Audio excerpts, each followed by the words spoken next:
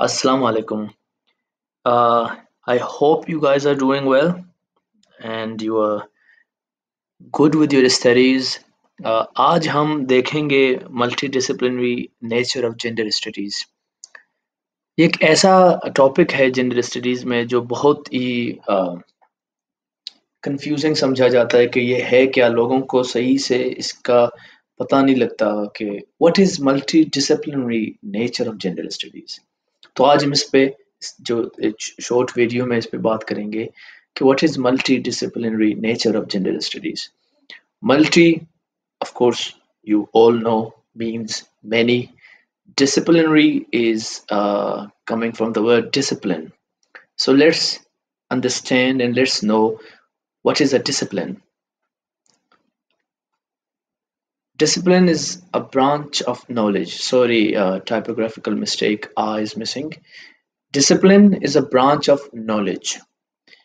अगर मैं आपसे ये कहूँ कि जब आप यूनिवर्सिटी में हैं होते थे तो वहाँ पे आपसे कोई पूछता था कि आपका कौन सा डिपार्टमेंट है, तो आप कहते कि इकोनॉमिक्स है, हिस्ट्री है, प्लांट साइंसेज है, या आईटी है, कंप्यूटर साइंसेज है, सॉफ्टवेयर इंजीनियरिंग है, या कुछ भी फॉर दैट मैटर, जो भी डिपार्टमेंट है। सो उस डिपार्टमेंट को एकेडमिक लैंग्वेज में, एकेडमिया की दुनिया में हम डिसिप्लिन कहते हैं। It's a branch of knowledge जिसमें हायर एजुकेशन में जब आप मास्टर्स कर रहे होते हैं, बीएस कर रहे होते हैं, तो आप एक डिसिप्लिन में, जिसको आम लैंग्वेज में यूनिवर्सिटीज में डिपार्टमेंट कहते हैं, इंग्लिश लिटरेचर के डिपार्टमेंट में this is a discipline. So this is a discipline. Now how is gender multidisciplinary, मतलब the multidisciplinary nature of gender क्या है। तो पहले ये देख लेते हैं कि इस पिक्चर से देखें, आपको पता चल रहा है कि इसमें इकोनॉमिक्स भी है, आर्ट्स भी है, पेंटिंग वगैरह, फिलोसफी भी है, जजेस भी है मतलब लॉ है, आपका मेडिकल सर्जन्स डॉक्टर्स हैं मतलब मेडिकल भी है, और and then you have technology, you have space science and all these subjects, computer programming का भी आपको नजर आ रहा है। So these all are disciplines, branches of knowledge. Then we have very popular discipline mathematics and anthropology and economics. In anthropology, we study the human history, human behavior, and all the that how they evolved, their culture. And economics, we study about economic affairs uh, and wealth and certain things. Now let's discuss gender. Now we have the gender with us. Gender से हमने ये decide किया था कि gender और हमने मतलब ये कि पहले ये डिसाइड हुआ है, बुक्स में हम पढ़ते आ रहे हैं कि जेंडर और सेक्स में डिफरेंस है। सेक्स हमारे बायोलॉजिकल जितने फीचर्स हैं उनकी तरफ इंडिकेट करता है, दैट इज हम उसको सेक्स कहते हैं। मेल एंड फीमेल का जो डिफरेंस है और जो उनके फिजिकल फीचर्स का डिफरेंस है उसको हम सेक्स से कहते हैं। जो मैन एंड वुमेन है, जिसका कहते हैं मर्द ये है, औरत है, जो this is almost we call it gender. Now वो कहते हैं कि इसको समझने के लिए we need some other disciplines, other departments, कि उनसे पूछें क्या है। बायोलॉजी जिसने हमने देखा कि हम देखते हैं कि जो फिजिकल फीचर्स हैं वो सेक्स की तरफ कहते हैं कि sex is related to our biological features जो हमारे हैं, और gender is a cultural construction. मतलब लोगों ने बायोलॉजिकल तो आपके नेचुरली आपके साथ होते हैं जब आप पैदा होते हो।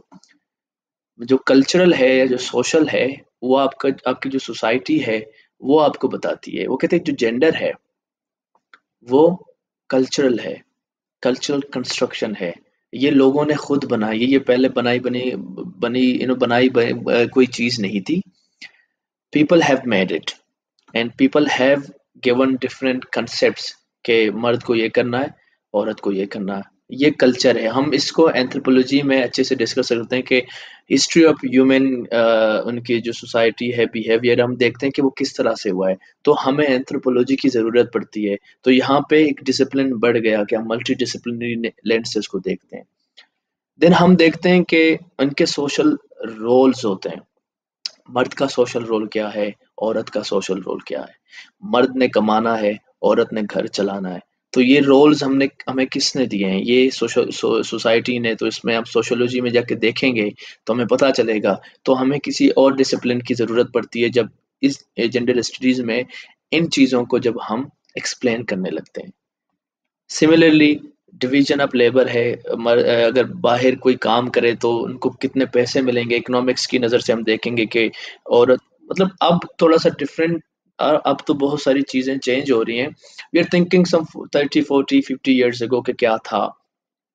तो एक ही काम के लिए औरतों को कम पैसे मिलते थे, वेजेस, और मर्दों को ज़्यादा।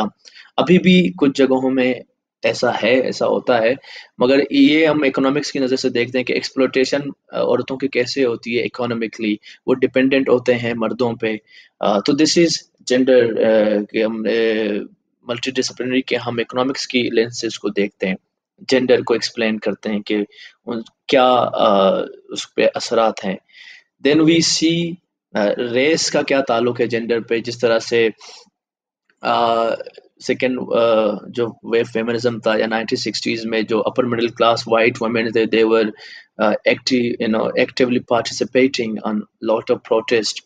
मगर they were equally neglecting the African American जिनको ब्लैक कहा जाता था। तो हालांकि they were women, but because of their race they were not included there. इन उनको उनके साथ वो ज़्यादा उनका ज़्यादा फोकस था upper middle class white women पे। तो हम देखते हैं कि इसका किस तरह से ताल्लुक है कि जेंडर या रेस किस तरह से जेंडर पे असर अंदाजा होता है। तो इसमें हम हमें हिस्ट्री में जाके देखना पड़ेगा। तो हम history and gender, race and gender को देखते हैं, फिर हिस्टोरिकल एक स्टडी करते हैं। So this is multi disciplinary के बहुत ज़्यादा डिसिप्लिन, 2 से ज़्यादा डिसिप्लिन हमें चाहिए। वुमेन एम्पावरमेंट की बात हम करते हैं तो पॉलिटिक्स में देखते हैं कि पॉलिटिक्स में वुमेन कहाँ पे हैं, पॉलिसी मेकिंग में बोर्ड ऑफ डायरेक्टर्स हैं या नहीं है। तो हम पॉलिटिक्स में देखते हैं, पॉलिटिकल साइंस की ज़रूरत पड़ती है कि वुमेन का क्या रोल रहा है और पॉलिटिक्स का क्या रोल रहा है जेंडर कंस्ट्रक्शन में या जेंडर वुमेन एम्पावरमेंट में। कि मतलब दोनों मर्दों को क्या पॉलिटिकल साइंस या पॉलिटिक्स में ज़्यादा मुकाम हासिल है या औरतों को। सो ये जितनी भी लेंसेज से इससे भी ज़्यादा है, इन पर्सपेक्टिव्स में हम जेंडर को देखते हैं। हम कहते हैं कि this is multi disciplinary nature of gender studies के it takes from many disciplines to explain the entity which is called gender. कि उनके रोल्स किस तरह से डिसाइड हुए, डिवीजन ऑफ लेबर कैसे हुआ। अगर हम एक खास तरीके से आज किसी एक खास जेंडर के बारे में सोचते हैं तो उनमें ये सारे डिसिप्लिन का क्या हाथ था और किस तरह से उन्होंने कंट्रीब्यूट किया है। I hope this is clear to you and I'll be making more videos on certain concepts ताकि आपके लिए और फायदेमंद हो और चीज़ें क्लियर होती रहें। Thank you so much.